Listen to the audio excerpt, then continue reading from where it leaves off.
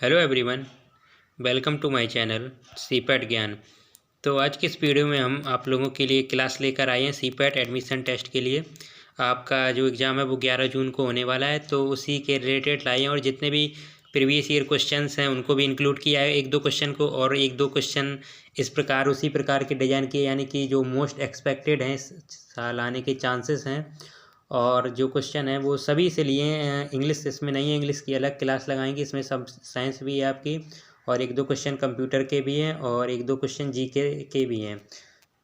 तो इस क्लास में यहाँ से आपको क्वेश्चन देखने को मिलेंगे, और नेक्स्ट अलग अलग क्लास भी आपको देंगे। एक सेपरेट क्लास आपकी जीके की भी होगी और साइंस की भी होगी और इंग्लिश की भी होगी।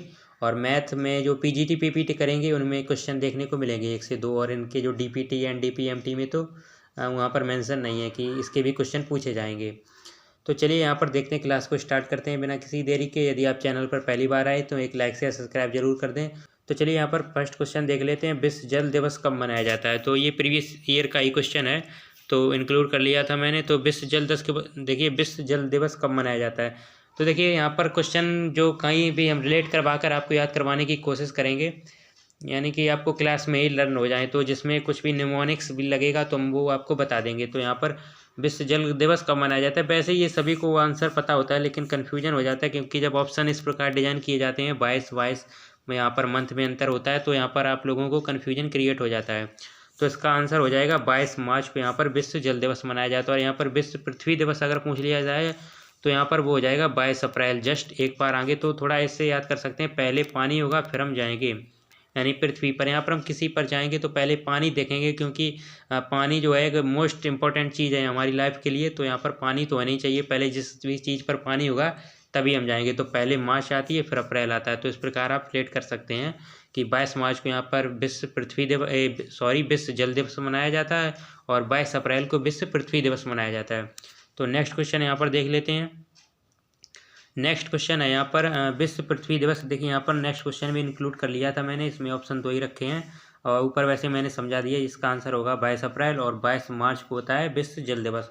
तो ये डेज और जो ये थीम्स होती हैं इनको भी लर्न कर लें, क्योंकि इससे भी एक दो क्वेश्चन देखने को मिल जाते हैं।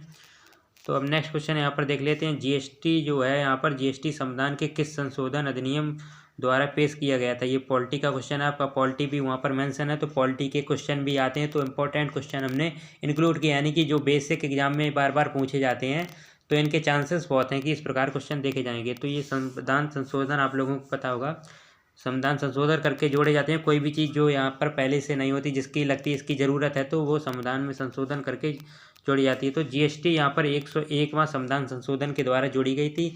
तो थोड़ा यहाँ पर लर्न करने के लिए बता देते हैं, जैसे कि जीएसटी कोई कहता है सही नहीं है, वैसे जस्ट एक यहाँ पर लर्न है, कोई रिलेट ना करे अपने ऊपर या किसी का नाम हम थोड़ा बनाएं, यानी कि लर्न करवाने के लिए। क्योंकि पिछली बार एक स्टूडेंट का कमेंट था, उसका नाम होगा और मैंने भी वही नाम का मतलब इधर उधर घुमा फिरा कर आपको समझाया था। तो डिस्क्लेमर दे देते हैं, किसी भी अपने ऊपर कोई भी नॉलेज यानी कि किसी का नाम वाम हो तो आप लोग समझ सकते हैं, इतने तो मैच्योर हैं ही। तो यहाँ पर 101% यहाँ पर सही है। तो इस प्रकार याद कर सकते हैं। नहीं, जीएसटी जब आई थी तो बहुत आप लोगों ने देखा होगा कि बहुत यहाँ पर इसके डिबेट्स हुई थी जीएसटी के ऊपर। तो यहाँ पर अब आप ऐसे याद कर सकते हैं कि जीएसटी आप 101% सही है, भले ही आपके लिए ना हो, लेकिन जस्ट आपको यहाँ पर लर्न करवाने के लिए बता रहे हैं, तो आप कभी भी नहीं भूलेंगे। और देखिए, यदि आप ऐसे ही लर्न करने की कोशिश करेंगे तो 1-2 दिन हो सकता है आपको लर्न रहे, लेकिन एग्ज़ाम में आप भूल जाएंगे यदि आप रिवाइज नहीं कर पा रहे हैं। तो यदि इस प्रकार के निमोनिक्स याद हैं तो बहुत कम चांसेस होते हैं कि आप उसका आंसर को भूलें। तो यदि आपको लर्न सीधे सीधे कर लेते हैं तो कोई ज़रूरत नहीं है इतनी प्रकार की ये ट्रिक लगाने की, लेकिन जो स्टूडेंट नहीं कर पाते हैं तो उनको इससे बहुत हेल्प होगी। तो जीएसटी है जो संविधान के 101 संविधान संशोधन के द्वारा यहाँ पर जोड़ी गई थी। नेक्स्ट क्वेश्चन है, राज्यसभा के सदस्यों का कार्यकाल होता है। तो ये भी एक बहुत कन्फ्यूजिंग क्वेश्चन है। यहाँ पर एक देखिए, आप लोगों को पता होगा एक लोकसभा होती है और यहाँ पर एक आपकी राज्यसभा। तो राज्यसभा का पूछा है कार्यकाल कितना होता है। देखिए, लोकसभा का होता है 5 साल, और जो राज्यसभा के सदस्यों का कार्यकाल होता है वो 6 वर्ष का होता है। यदि यहाँ पर लोकसभा भी पूछा जा सकता था, यहाँ पर तो राज्यसभा पूछा गया है, लेकिन लोकसभा का होता है 5 साल, और जो राज्यसभा के सदस्यों का कार्यकाल होता है यहाँ पर होता है 6 वर्ष। यहाँ पर सभी को पता होगा। तो यहाँ पर नेक्स्ट क्वेश्चन देख लेते हैं। निम्नलिखित में से भारत का केंद्र शासित प्रदेश नहीं है। तो ये यहाँ पर 4 ऑप्शन में दिए हुए हैं, यहाँ पर इसमें से कौन सा केंद्र शासित प्रदेश नहीं है। तो आप लोगों को पता होना चाहिए, अभी देखिए करंट में 28 स्टेट्स हैं और 8 जो हैं वो केंद्र शासित प्रदेश हैं, यानी कि यूनियन टेरिटरी हैं। तो यहाँ पर देखिए, यहाँ पर इसमें से आपको बताना है कि कौन सा केंद्र शासित प्रदेश नहीं है। ऑप्शन ए पे है मिजोरम, ऑप्शन बी पे है लक्षद्वीप, ऑप्शन सी पे है दमन और दीप और दादर और नागर हवेली। पहले ये अलग अलग होते थे, अब यहाँ पर इनको सेपरेट कर दिया गया है। और डी है जम्मू और कश्मीर। तो ये आप सभी को पता ही होगा कि जम्मू कश्मीर यहाँ पर केंद्र शासित प्रदेश है।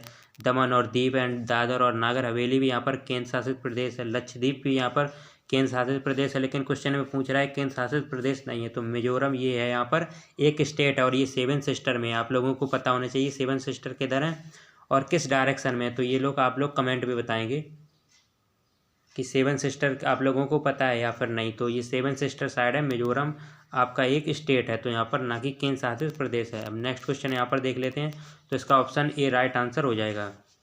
तो नेक्स्ट यहाँ पर क्वेश्चन है, भारत में मृत्यु दंड को माफ़ करने की शक्ति किसके पास होती है। तो बहुत रिपीटेड क्वेश्चन है ये, हर एक एग्जाम, चाहे सीपैट का ही नहीं, चाहे किसी का भी एग्जाम हो, ये कॉमन क्वेश्चन है और आपको देखने को मिलता है और इम्पॉर्टेंट भी है आप यहाँ पर ये क्वेश्चन। तो भारत में मृत्यु दंड को माफ़ करने के लिए जो ये पावर है, ये सिर्फ राष्ट्रपति को दी हुई है। लेकिन देखिए यहाँ पर राज्यपाल के पास, देखिए राज्यपाल लिखे है, सॉरी यहाँ पर थोड़ा टाइपिंग मिस्टेक है।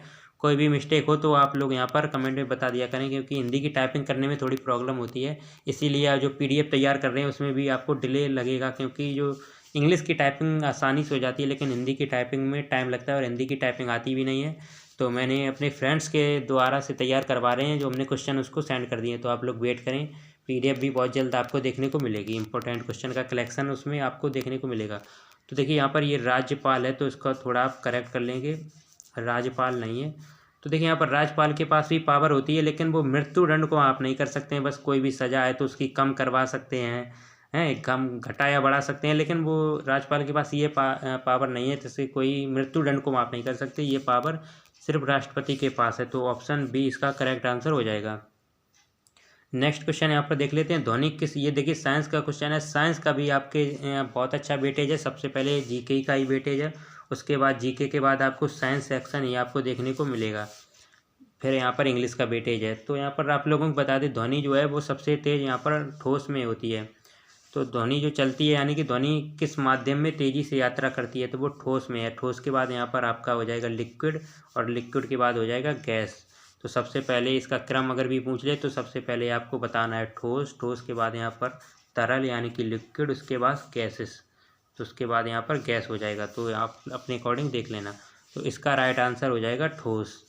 अब यहाँ पर ये कंप्यूटर का क्वेश्चन है, ये मैंने देखिए क्वेश्चन तो नहीं बनाया, लेकिन इसका मैंने यहाँ पर दे दिया WW का फुल फॉर्म। ये क्योंकि बहुत बार क्वेश्चन देखने को मिला था, जो प्रीवियस बार था उसमें भी पूछा हुआ था। तो ये मेरे नोट्स में लिखा हुआ था, जो पूछा हुआ था WW का फुल फॉर्म। तो मैंने आप लोगों को बता देते हैं, वर्ल्ड वाइड वेब। ये आप लोग किसी अलग नोटबुक में लिख लें अभी तक, जो जब तक यहाँ पर आपका एग्जाम होगा तब तक हम बहुत आपको इंपॉर्टेंट जो भी हैं आपको बता देंगे। और जितने भी इंपॉर्टेंट फुल फॉर्म हैं जो सीपैट में पूछे जाने के चांसेस हैं, वो मैं आपको PDF में इंक्लूड करके दे दूंगा।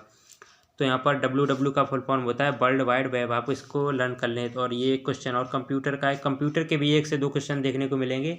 तो इसको भी आप पढ़ लें, क्योंकि बेसिक क्वेश्चन ही होते हैं, थोड़ा बहुत पढ़ लेंगे तो आप वहाँ पर ईजिली इसका करेक्ट आंसर कर पाएंगे। तो इनमें से कौन सी कंप्यूटर की भाषा नहीं है, तो कंप्यूटर की भाषा C++A होती है, जावा भी, और लिनक्स ये नहीं है। तो ऑप्शन सी इसका राइट आंसर हो जाएगा। और ये NOT मतलब नन ऑफ दीज, इनमें से कोई नहीं है, तो इस पर आप क्लिक करेंगे। लेकिन यहाँ पर इसका आंसर जो है वो C आंसर इसका करेक्ट है।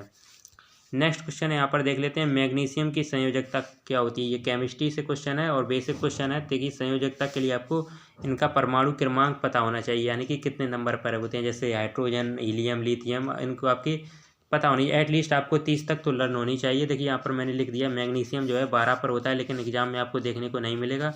तो मैंने यहाँ पर लिख दिया मैग्नीशियम 12 पर होता है। तो इसका करेंगे 2,8, 2, 10 और यहाँ पर 2, 12 हो जाएगी। तो यहाँ पर 2 जो लास्ट में होता है तो वही इसकी संयोजकता होती है। तो इसका आंसर 2 हो जाएगा। लेकिन देखिए यहाँ पर अगर वो 4 या 3 या 4 से बड़ी संख्या है तो 8 में से माइनस करके लिखेंगे आप। तो मैग्नीशियम की संयोजकता 2 हो जाएगी। अब यहाँ पर ये भी कंप्यूटर से एक इनपुट डिवाइस का उदाहरण है। इनमें से इनपुट और आउटपुट डिवाइस आपको पता होनी चाहिए।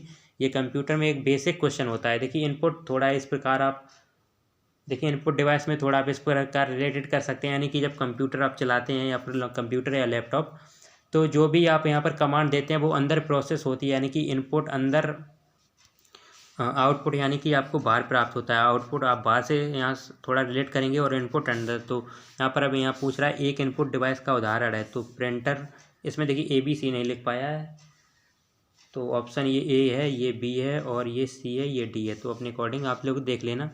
तो एक इनपुट डिवाइस का उदाहरण नहीं है। तो प्रिंटर, ये देखिए एक आउटपुट डिवाइस है, क्योंकि प्रिंटर में आपको पता होगा प्रिंट करते हैं कोई चीज़ तो बाहर ही मिलती है ना निकल के।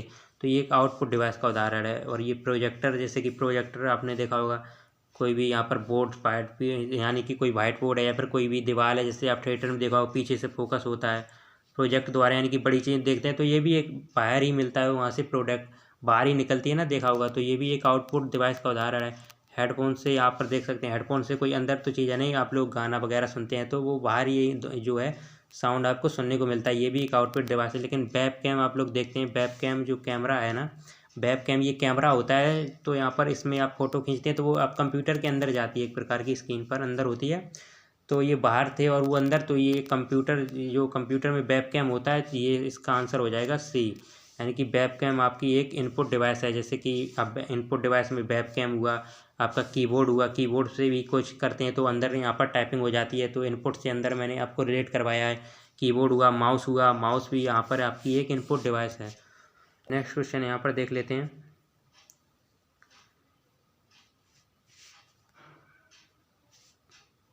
नेक्स्ट क्वेश्चन है यहाँ पर 2011 की जनगणना के अनुसार निम्नलिखित में से कौन सा भारत की सबसे कम आबादी वाला राज्य है। तो यहाँ पर जो जनगणना से भी 1-2 क्वेश्चन देखने को मिल सकते हैं आपको, क्योंकि ये हर एक एग्जाम में पूछे जाते हैं। तो देखिए यहाँ पर जो 2011 की जनगणना हुई थी उसमें यहाँ पर सबसे जो पूछ रहा है कम आबादी वाला राज्य कौन सा है, तो वो सिक्किम है। तो थोड़ा रिलेट करवा देते हैं हम। सिक्किम से आप लोग रिलेट करेंगे सिक्का से, यानी कि सिक्का से क्या मतलब हुआ, सिक्का से मतलब हुआ रुपया से, जो किसी, यानी कि सिक्का आप रुपया से रिलेट कर सकते हैं। तो यहाँ पर रुपया है वो अब कम ही होते हैं, तो जिसमें कम होंगे तो यहाँ पर आबादी भी कम होगी। तो सिक्किम से आप लोग रिलेट करेंगे कि, तो आप लोग यहाँ पर सिक्किम इसका राइट आंसर हो जाएगा। सिक्किम से रिलेट कर लेंगे कि 2011 की जनगणना के अनुसार सिक्किम जो है वो कम आबादी वाला यहाँ पर राज्य है। नेक्स्ट यहाँ पर है क्वेश्चन, भारत का सबसे छोटा राज्य क्षेत्रफल की दृष्टि से है। तो सबसे छोटा राज्य पूछा है। देखिए इसकी भी एक ट्रिक बता देते हैं हम आप लोगों को, GST से याद रखेंगे। ये क्षेत्रफल के अनुसार ही है, तो GST से सबसे छोटा राज्य पहले गोवा हो जाएगा, S से हो जाएगा सिक्किम और T से हो जाएगा त्रिपुरा। तो आप बस GST आप लोग याद रखेंगे, इससे आप लोग पूछे जा सकते हैं 3 यदि, तो दूसरा भी पूछ सकता है, दूसरा सबसे छोटा राज्य या फिर तीसरा। तो 3 से ऊपर नहीं पूछेगा, या फिर आपको क्रम में भी रखने को रख सकता है, यानी कि ऑर्डर डिसेंडिंग ऑर्डर या फिर असेंडिंग ऑर्डर में इसको रखें। तो आपको GST पता होगा तो आप लोग आराम से कर लेंगे। तो यहाँ पर इसका राइट आंसर हो जाएगा गोवा। गोवा है जो सबसे छोटा राज्य है क्षेत्रफल की दृष्टि से। तो नेक्स्ट क्वेश्चन यहाँ पर देख लेते हैं। ये देखिए यहाँ पर एक हिस्ट्री का क्वेश्चन है। तो यहाँ पर बौद्ध संगति यहाँ पर पूछ रहा है प्रथम बौद्ध संगति कहाँ पर आयोजित हुई थी। तो ये 4 संगति बौद्ध में बहुत इंपॉर्टेंट पूछी जाती हैं, तो इनकी भी ट्रिक आपको बता देते हैं। आप लोग ऐसे याद करेंगे RVPK, आप इसको लर्न कर लेंगे। तो R पहली हुई थी राजगीर में, दूसरी हुई थी V से वैशाली में और P से पावापुरी में, और तीसरी यानी कि तीसरी हुई पावापुरी में, चौथी हुई कुंडलवन में।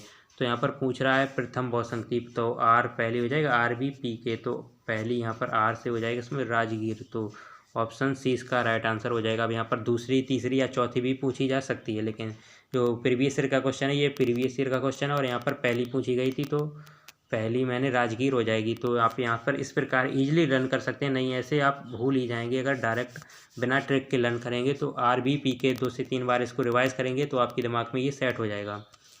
तो नेक्स्ट क्वेश्चन यहाँ पर देख लेते हैं, सिरका में कौन सा अम्ल पाया जाता है। और ये भी यहाँ से भी क्वेश्चन, ये केमिस्ट्री का कह सकते हैं एक प्रकार से क्वेश्चन है। तो ये भी बहुत इंपॉर्टेंट क्वेश्चन है और ये बार बार पूछा जाता है। इसके 2 ऑप्शन यहाँ पर नेक्स्ट पेज में है, तो आप लोग इस प्रकार देख लें। पहले 2 आपको बता देते हैं। सिरका में कौन सा अम्ल पाया जाता है, तो क्या साइट्रिक अम्ल पाया जाता है या फिर फॉर्मिक अम्ल। और नेक्स्ट ऑप्शन आप लोगों को दिखा देते हैं, और 2 ऑप्शन है एसिटिक अम्ल या फिर लैक्टिक अम्ल। तो इसका राइट आंसर हो जाएगा साइट्रिक अम्ल या फिर फॉर्मिक अम्ल। और नेक्स्ट एसिटिक, तो इसका आंसर C हो जाएगा। एसिटिक अम्ल सिरका में पाया जाता है। सिरका से याद करेंगे, सिरका में आपको वर्ड लग रहा है सिर का, हटा देंगे तो सिर लग रहा है, सिर यानी कि हेड।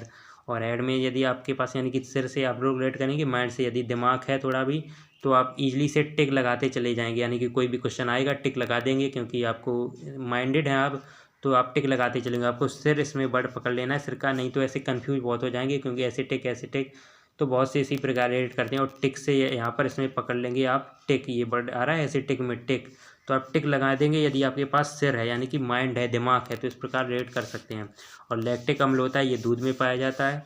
और जो है यहाँ पर साइट्रिक, ये साइट्रिक अम्ल देखिए यहाँ पर नींबू में पाया जाता है। नींबू और नींबू ही जैसा कैसा क्या होता है, वो होता है संतरा, तो संतरा में भी यानी कि ऑरेंज में भी यहाँ पर आपका साइट्रिक अम्ल पाया जाता है। क्योंकि अगर ये मैं ट्रिक नहीं बताता आपको वो सिर वाली, तो साइट्रिक और एसिटिक अम्ल में बहुत कंफ्यूज होते हैं आप तो। और फॉर्मिक अम्ल ये कोई भी डंक पूछ ले, जैसे चींटी के डंक में हुआ, बिच्छू के डंक हुआ, यानी कि डंक हो कोई भी तो उसमें फॉर्मिक अम्ल पाया जाता है। तो आज के इस वीडियो में बस इतने ही क्वेश्चन है। किसी नेक्स्ट वीडियो में मिलते हैं आपको किसी नेक्स्ट टॉपिक के साथ। और वीडियो कैसी लगी है कमेंट में ज़रूर बताएं, और कुछ इम्प्रूवमेंट करना हो या फिर कुछ भी आपका सजेशन हो तो कमेंट बॉक्स में आप लोग ज़रूर बताएं। और वीडियो अगर पसंद आई हो तो शेयर ज़रूर कर दिया करें। चलिए अब आज के वीडियो में बस इतना ही। किसी नेक्स्ट वीडियो में मिलते हैं किसी नेक्स्ट टॉपिक के साथ। तब तक के लिए टाटा बाय बाय, जय हिंद।